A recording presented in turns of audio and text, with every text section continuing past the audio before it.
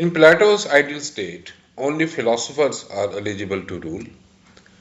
Though Platonic philosophy failed to produce philosopher rulers, less than 20 years after Plato's death, one ruler, a mighty conqueror, changed the course of Greek and Western philosophy. That conqueror was Alexander the Great. Conquests of Alexander and those of his successors reduced Greece to only one province of a mighty empire. There were three major implications of empire building. The first implication was that the sharp distinction between Greeks and aliens, whom Greeks would call barbarians, came to an end. Alexander himself was a Macedonian and thus a barbarian. Number two, Greeks opened to the influence of the East, particularly India and Egypt. From the East, Greeks borrowed the notion of divine order. Notion of accepting divine order runs through Stoic philosophy.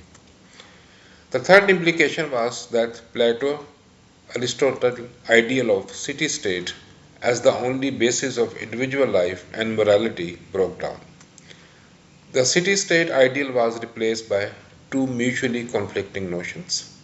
The first notion was cosmopolitanism, the view that all human beings belong to a common world community. This notion plays a very important role in the philosophy of Stoics. While the second notion was individualism, which is central to the philosophy of Epicureans. Thus, post-Aristotelian philosophy is either individualistic or cosmopolitan. In such a world where the individual is no longer bound by the morality or religion of the city-state, philosophy should primarily be ethical and practical, as among Stoics and Epicureans. You are watching Wisdom of Life. When philosophy is primarily ethical and practical, metaphysical speculations tends to fade. Philosophy also loses its originality. The Stoics borrowed their metaphysics from Heraclitus, while Epicureans borrowed their metaphysics from the atomism of Democritus. Not only that, Stoics borrowed their ethical view that virtue is the end of life from Cynics, while Epicureans borrowed their ethical hedonism from Cyrenaics. All those philosophers whom Epicureans and Stoics drew upon were pre-Socratic. Ethical and practical tone and substance of philosophy particularly suited Romans. Unlike Greeks, Romans were not speculative but practical. Focus on the ethical and the practical led to wide diffusion of philosophy among culture classes of Hellenistic Roman world. The result was a kind of a popular philosophy such as Stoicism.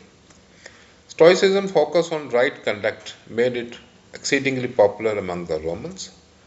Such philosophy filled the vacuum created by growing disbelief in popular mythology. This also explains the resurgence of Stoicism in modern times.